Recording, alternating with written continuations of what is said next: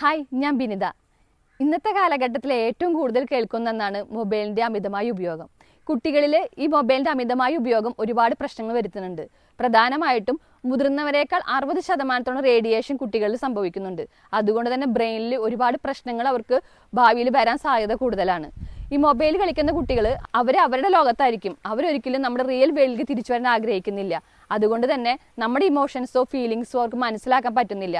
അതുകൊണ്ടാണ് പെട്ടെന്ന് അവർ ദേഷ്യപ്പെടുന്നതും വീട്ടിലെ സാധനങ്ങൾ വലിച്ചെറിയുന്നതൊക്കെ കാരണം അവർ പെട്ടെന്ന് വയലന്റ് ആവുന്നത് കൊണ്ടാണ്. പണ്ടൊക്കെ നമുക്ക് ഒരുപാട് പുറത്തു പോയി കളിക്കാനുള്ള സാധ്യതകൾ ഉണ്ടായിരുന്നു, സാഹചര്യങ്ങൾ ഉണ്ടായിരുന്നു. ഇപ്പോഴത്തെ കുട്ടികൾക്ക് വീട്ടിലിരുന്ന് മൊബൈൽ ഉപയോഗിക്കുന്നതുകൊണ്ട് തന്നെ മറ്റുള്ളവരെ ഫേസ് ചെയ്യാനും കമ്മ്യൂണിക്കേറ്റ് ചെയ്യാനും അവർക്ക് സാധിക്കുന്നില്ല.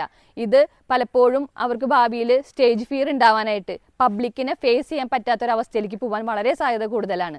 ഈ അടുത്ത് വന്ന പഠനങ്ങൾ തെളിയിക്കുന്നത് ഈ മൊബൈൽ ഉപയോഗിക്കുന്ന കുട്ടികളിൽ ശ്രദ്ധക്കുറവ്, ഉത്കണ്ഠ, ഡിപ്രഷൻ, വിഷാദം എന്നീ രോഗങ്ങൾ കൂടുതൽ ഉണ്ടാവാനും അതുപോലെ സൂയിസൈഡ് അറ്റംപ്റ്റ് ചെയ്യാനുള്ള കുട്ടികളുടെ സാധ്യതയും വളരെ കൂടുതലായിട്ടാണ് പഠനങ്ങൾ തെളിയിക്കുന്നത്.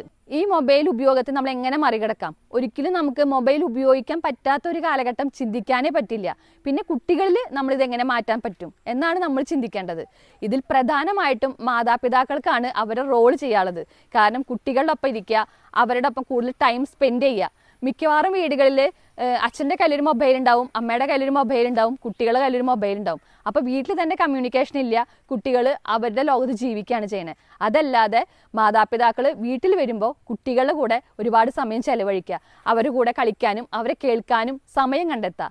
അതിലൂടെ തന്നെ അവരെ മൊബൈൽ ഉപയോഗം നമുക്ക് കുറയ്ക്കാൻ സാധിക്കും. അതുപോലെ അവരെ നമ്മൾ പല ചെറിയ ചെറിയ കാര്യങ്ങൾ എൻഗേജ് ചെയ്യിപ്പിക്കും. ചെറിയ ചെറിയ ഹോബികൾ ഇത് വളർത്തിയെടുക്കണമെങ്കിൽ നമ്മൾ പാരൻസ് കൂടെ നിൽക്കണം. അതായത് ക്വാളിറ്റി ഓഫ് ടൈം കുട്ടികൾ കൂടെ സ്പെൻഡ് ചെയ്യാനായിട്ട് പാരൻസ് പ്രത്യേകം ശ്രദ്ധിക്കണം. മിക്കവാറും കുട്ടികളെ വീട്ടിൽ തനിച്ചാക്കി പോവാതിരിക്കാൻ ശ്രദ്ധിക്കുക. ഒരു ഉത്തരവാദിത്തമുള്ള ആരെങ്കിലും, ഗ്രാൻഡ് പാരൻസോ അതുപോലെ ഉത്തരവാദിത്തോട് കുട്ടികളെ നോക്കുന്ന ആരെങ്കിലും നമ്മൾ ഏൽപ്പിച്ചു കൊടുക്കുക. അങ്ങനെ ഒറ്റയ്ക്കിരിക്കുന്ന സാധ്യതകൾ കുറച്ച് കഴിഞ്ഞാൽ പരമാവധി കുട്ടികൾക്ക് മൊബൈലിൽ നിന്ന് മാറി നിൽക്കാനായിട്ട് സാധിക്കും. കുട്ടികളെ മൊബൈൽ ഗെയിമിൽ നിന്ന് മാറ്റാനായിട്ട് ബ്രെയിൻ ഗെയിം പ്രാക്ടീസ് ചെയ്ത് കൊടുക്കുക. സുഡോക്ക് ഗെയിം, അതുപോലെ പസിൽസ്, ഇതൊക്കെ അവർ ഒറ്റയ്ക്ക് നിന്ന് ചെയ്യാനല്ല, പാരൻസ് കൂടെ ഇരുന്ന് അവരെ കൂടെ ചെയ്യുകയാണെങ്കിൽ അവരെ നമുക്ക് മൊബൈലിൽ നിന്ന് മാറ്റി നമ്മുടെ ലൈഫിലേക്ക് കൊണ്ടുവരാൻ സാധിക്കും.